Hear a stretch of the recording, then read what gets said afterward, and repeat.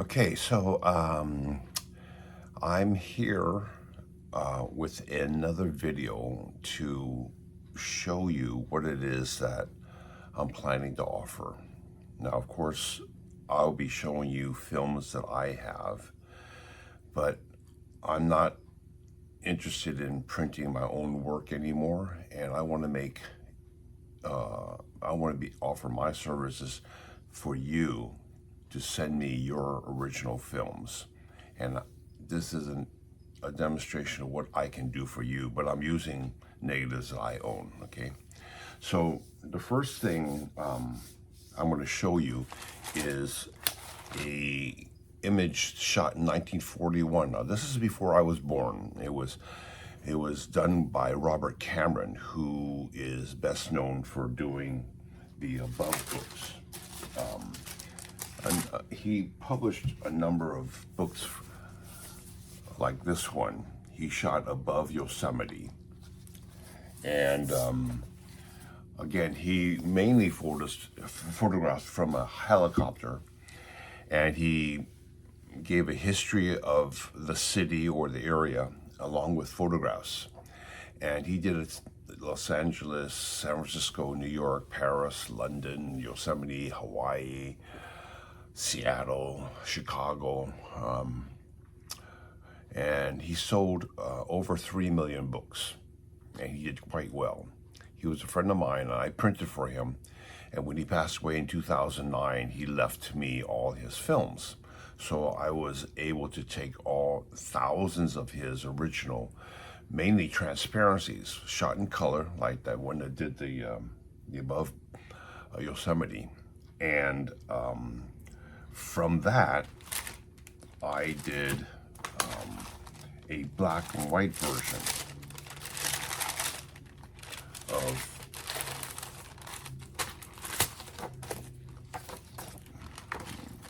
I made this after I made a negative. Now, what is different about how I work, as I tried to explain, is I incorporate film masking in order to retain the detail I want in the final print, and also to modify the tonal reproduction of specific areas so that the subject stands out. This is something usually done by dodging and burning, which I do use, but not until I have masked the original and the final film. In this case, I masked the original transparency, which was scanned and made this, okay?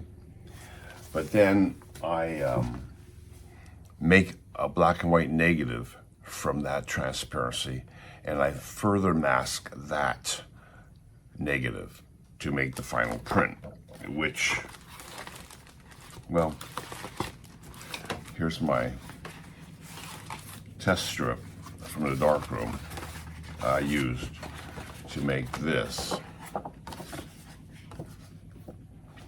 And then I made the final print, which happens to be, let's see, right here. You can see it above my piano. That's a 20 by 24. So that's what I'm offering as a service.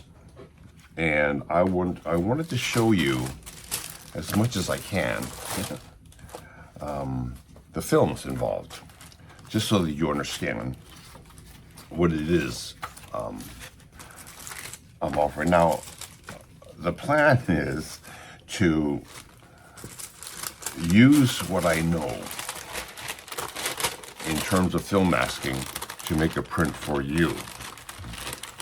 After you receive your print, you will get your original back, but the mask stays with me. At that point, if you want more prints, I can always put the mask back onto your negative and then proceed to make any other size prints you want. At that point, the prices would be just competitive with what everyone else charges in terms of custom black and white printing. I'm not offering color printing anymore because, well, as I explained in the previous video, C prints are no longer recommended by me because they don't have the archival qualities that they used to have when I was in the business of making C prints. Incidentally, here is a C print. Now this is a picture of a hang glider shot from above. So while Bob was in the helicopter, he photographed down below him was a hang glider. So this is a C print that I made in my lab when I had a color lab. And then I took the original, made a black and white neg, and this is the black and white version of the same image. So that's an example of converting a color print to a black and white. And again, if you have something like that, that you want to see in black and white, you can send me anything. Color negative, color transparency. You can send me an original black and white neg. And I would do my best in order to get you a print. You know, not larger than 11 by 14. At a cost of, I don't know, $100, $150. And at that point, if you wanted further prints, $100 would probably get you 60 by 20. I mean, there's a lot of work, as you'll see, in film masking in order to get to that point. But I want to do this because I know how. I don't think many people do. People do film masking, but they probably don't do it the same way I do. And so, okay. So having said all that, here is a contact print from the original negative that Bob Cameron shot in 1941. Is Louis Armstrong performing on stage. And obviously it's a dark, it was a dark area, and Bob shot it with a 4x5 Crown graphic camera with a flash bulb. And the flash burned out the handkerchief. The background is pretty dark, and you have a hard time separating him from the background. And that's pretty typical. And when I finished masking it, it came out like this. So now you can see the detail in the handkerchief. His elbow, his body is completely separated from the background. This is not something that can be done without film masking. And I wanted to show you the films on that, okay? And then lastly, I have here a portrait of my mother. This one I shot. And the reason I'll show you this is because the original is a color negative. So I actually shot this with a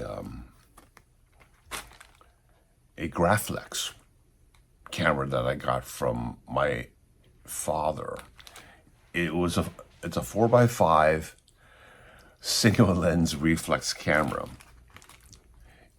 Edward Weston used one of those, and I put a 120 back on it, and I shot this with a Graflex. So I made a black and white neg from this. And boy, here are all the masks I used. to make the black and white neg, and then I masked the black and white neg, and I made this print. So this is the print from the same neg, unmasked. So even if I mask the original color neg and make a black and white neg, it comes out like this. And then I further mask it to get the detail out here. And again, this is similar to what you would attempt to do in terms of dodging and burning. But when you use a mask, you don't get these halos, because the difference between this exposure and this exposure could be 800%. And, you know, going from 8 seconds or 10 seconds to 80 seconds in one area, you're going to get some halo. And you don't have that issue when you do film masking. So if that's something that is of interest to you and you want to see your picture with that treatment, then I'm the guy to see, okay? And again, it's just, I don't want this craftsmanship to be lost. So that's why I'm doing it. Now I'm going to try to show you the originals. I'm going to turn my monitor into a light box. I'm just going to do this with Photoshop, okay? And I need to take, okay, here are what masks look like. So when I get towards the end of making a final mask, what it does is it blocks certain areas and allows other areas to come through. So if you look at the handkerchief area, it's clear. So obviously it's burning the handkerchief. It's blocking areas. Now it's also allowing the blacks to come out. So this area here is black in the photograph. Okay, so you don't lose your blacks. That's one of the things that is a main thing about the way I mask. I don't use a single stage mask. I make a number of masks in order to get the final piece to do what I want. So it dodges the background, allows the separation between the head and the background, so you get good definition, again, between the subject and the background. All of that is taught in my YouTube videos. Again, it's called Timmy Haw Film Photography on YouTube. I have a series of lessons there, which there's about 2,000 subscribers over a period of 10 years. And some of them are doing this. They've gotten back to me and they're having success with it. But it's a lot of work. So most people watch my videos, they learn some things, but the masking part they don't actually do. Here is the final neg, which I taped. Okay, and I don't know if you can see it, but there's layers. There's at least 3 masks on top of this negative in order to get the print. Now, it's worth it if you want a really good print from your negative. And again, after I make the print for you, which is probably 11 by 14, I can then make a larger print or smaller print if you want. I'd have to put the mask back on. You'll notice that in order to get these masks to fit the original negative, you've got to be able to register it. So there are registration punches that I use that will allow me to place the mask onto the original neg precisely in the right position so that there's no halo. it registers. This is an old technique used for dye transfers, which is where I got all this technique from. And so my support group, my customers will get the originals back. I will oftentimes put their negative into a larger sheet of film, which is punched, and the masks are registered in that way. But okay, so that's the Louis Armstrong. Okay. Now, incidentally, I made I went up to 24 by 30 inch. I made two 24 by 30 inch prints from the Louis Armstrong negative. That's as large as I was able to print in my darkroom. Here is my mother's original negative. Now, you'll notice that I sandwiched it within the sheet of 4x5. Those two holes on top here are the registration punch. So then I went and made a contact negative from this. And you'll notice that the same two punches were used to make the film mask on my mother's image. So that's an example of how I make a black and white from a color neg, and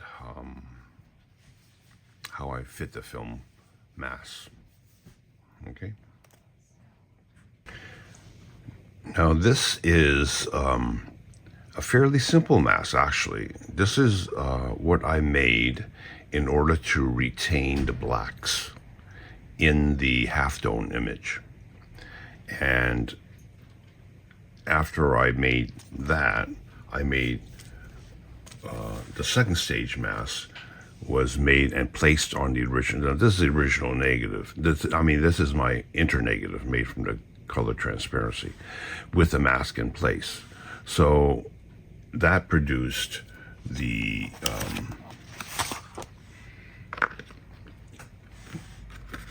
final print here, which you can see my indication on my match print here is for me to go ahead and dodge this area.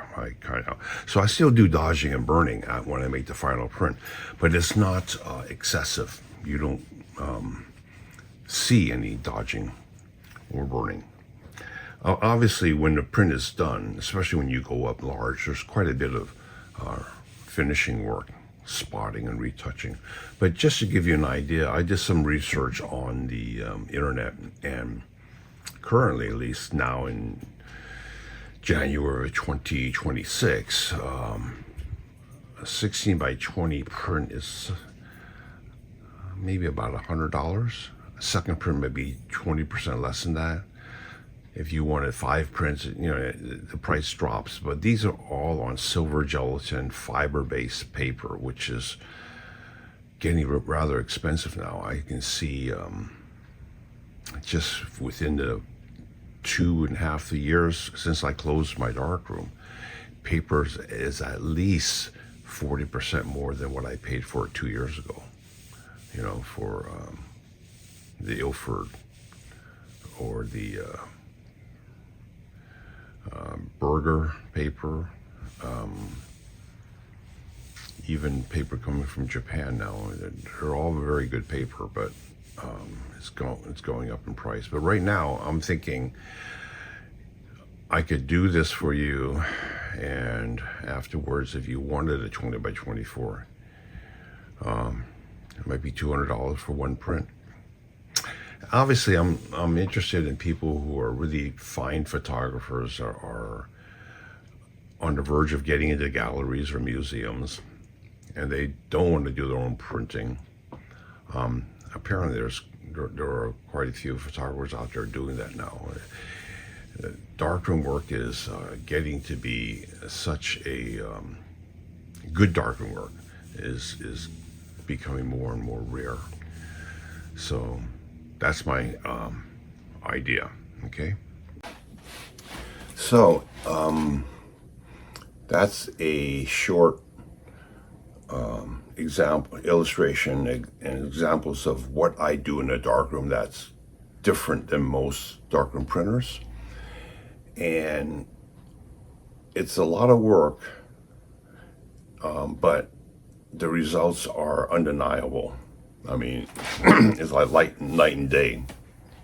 The print that you can get with film masking. If you're interested in doing that, go ahead and visit Timmy Hall Film Photography on YouTube and watch the lessons. It's not something you'll pick up in 1 month, okay? But if you want to learn that, that'd be great. That's why I posted those videos. I don't think many people are doing it. For one thing, masking is not a set procedure. It's not a formula. You don't do this, temperature's this kind of film, this kind of developer, and you do this, and it's not, you have to look at the print that you get from the film as is, and visualize how you want that print to look. Then you do the masking accordingly. So every mask is different. That's what makes it kind of hard, more than hard. But like, for example, the Louis Armstrong, the first mask I made was in 2006, 2007. And 10 years later, 2017, it was done. I did it over and over and over again, because every time I made a print, I wasn't quite happy.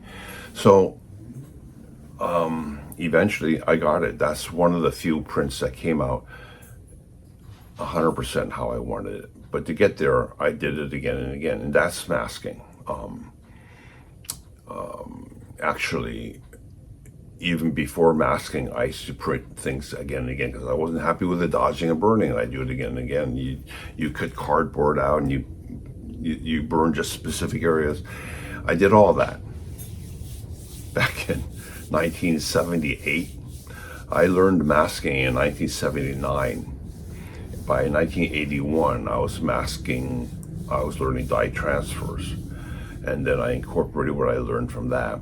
And eventually, I knew I had to make good negatives from slides, because you can't make a good print if you don't have a good negative. So then I had to develop my own way of making color negatives from color slides, which resulted in a software package my brothers and I wrote. And then I incorporated film. Even back then, when people purchased our software, I wrote an article and allowed our people who purchased our software, they were able to go online. Back then, there was a modem. You had to, this is back in the 80s, so you had to take control of a Apple computer my brother set up, and you would download what I published online. And I taught tricolor masking, how to make 3 different masks from a color transparency, separating each mask to make a red, green, and blue exposure onto a final color neg. And then you would get this negative. It looked really weird, but it produced a beautiful print where the colors were more saturated. Now, of course, you've got Photoshop doing that stuff. But back then in the 80s, it was my way of incorporating the theory behind dye transfers, making dye transfer, separations for dye transfer, incorporating onto color negatives. And that was, as far as I know, only one person took my essay and did it, and that was Richard Politowski, who wound up working with me. And that's why eventually I got Richard to move from Texas to San Francisco, where we worked together for, I don't know, 20-something years, 30, and he continues to be one of my best friends today. So anyway, if you're interested in contacting me, I'll put a slide on the back of this video, and you can communicate with me. You don't need to order from me. If you want to know more about how to do this, I'm willing to answer any questions you have. But again, I don't want this technique to be lost. So if you want to see your prints, if there's something that there's a photograph that you really love that you're not happy with the print that you got, not quite there, you can send that to me. Now, I don't have a darkroom yet, so I won't be able to offer services for at least a couple of months because I have to build a darkroom and all that. But I'm willing to do that because of my respect and my love for film photography. Okay? Thanks for watching.